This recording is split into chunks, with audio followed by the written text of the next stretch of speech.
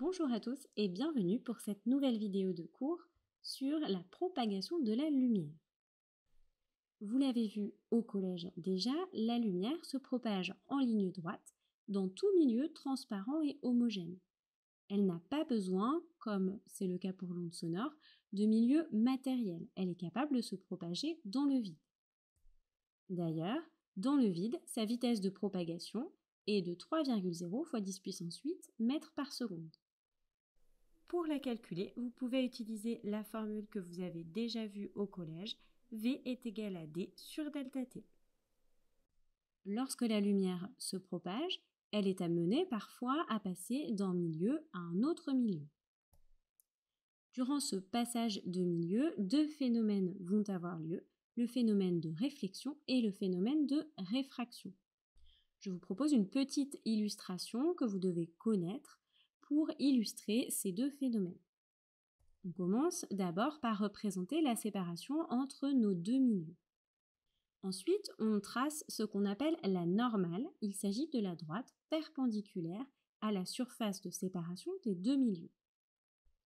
On trace le rayon incident, c'est-à-dire le rayon de départ de l'onde lumineuse. On trace également l'angle entre le faisceau incident et la normale, qu'on note I pour rayon incident.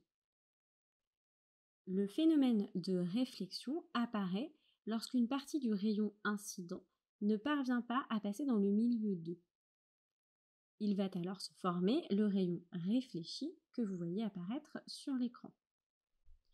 Comme tout à l'heure, sur le schéma, on fait apparaître l'angle réfléchi qui correspond à l'angle entre le rayon réfléchi et la normale. Le phénomène de réfraction, c'est lorsqu'une partie du rayon incident est capable de passer dans le milieu 2. On peut donc le faire apparaître sur le schéma sans oublier de noter également l'angle réfracté noté petit r. À partir de ces deux phénomènes, on a deux lois appelées lois de Snell-Descartes qui en découlent. La première loi de Snell-Descartes évoque seulement le phénomène de réflexion. D'après la première loi de Snell-Descartes, l'angle incident est égal à l'angle réfléchi. On peut donc noter I égale I'. La seconde loi de Snell-Descartes porte cette fois-ci sur le phénomène de réfraction. D'après la deuxième loi de Snell-Descartes, N1 sinus I est égal à N2 sinus R. N1 et N2 correspondent respectivement aux indices des milieux 1 et 2.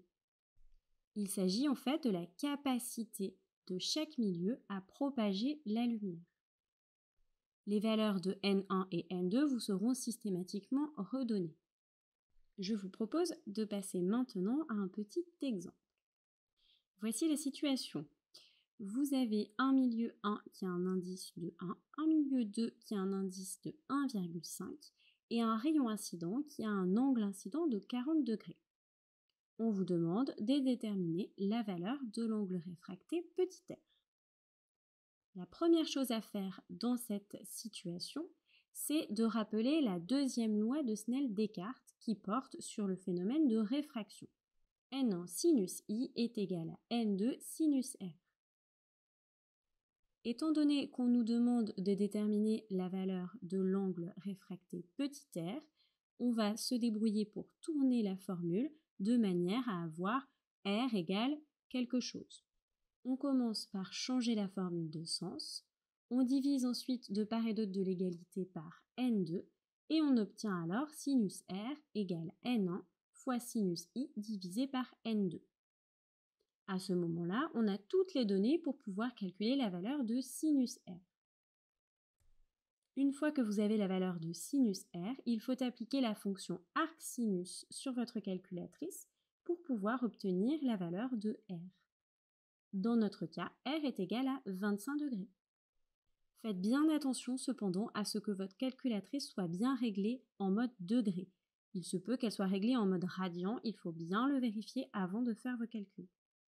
Un autre exercice qui peut vous être demandé, c'est de déterminer l'indice d'un milieu, que ce soit le milieu 1 ou le milieu 2. Cette fois-ci, deux cas sont possibles. Le premier cas, c'est si on vous donne la valeur de l'indice d'un des deux milieux et la valeur de l'angle incident et de l'angle réfracté. Dans ce cas-là, on parle de réfraction, donc vous avez à appliquer la seconde loi de Snell-Descartes. On la note alors, N1 sinus I est égal à N2 sinus R. Dans notre cas, on nous demande de trouver N2. On n'a plus qu'à modifier notre formule pour obtenir une formule avec N2 égale quelque chose. Pour ce faire, on tourne la formule, on divise par sinus R de part et d'autre de l'égalité et on obtient N2 égale N1 fois sinus I divisé par sinus R. Et dans ce cas, c'est plutôt simple, on n'a plus qu'à appliquer les valeurs qui nous sont données et on obtient N2 égale 2,40. Passons maintenant au cas numéro 2. On vous demande encore une fois de déterminer l'indice d'un milieu. Cette fois-ci, on vous donne l'indice du milieu 1 et on vous donne un tableau avec l'angle incident et l'angle réfracté. Si on reprend la loi de Snell-Descartes numéro 2 qui porte aussi sur la réfraction. Si on tourne un petit peu la formule, on s'aperçoit qu'on a sinus R qui est proportionnel à sinus I, étant donné que N1 et N2 sont des constantes. Ainsi, on va pouvoir utiliser le fait de cette proportionnalité pour déterminer N2. Pour ce faire, on commence par calculer sinus I et sinus R à partir des angles qui nous sont donnés dans le tableau initial. Ensuite, on va tracer sinus R en fonction de sinus I pour obtenir une droite, étant donné qu'on sait que sinus R et sinus I sont proportionnels. Le coefficient de proportionnalité entre sinus R et sinus I va correspondre au coefficient directeur de la droite. Dans notre cas, y est égal à 1,52x. Notre coefficient directeur est donc 1,52.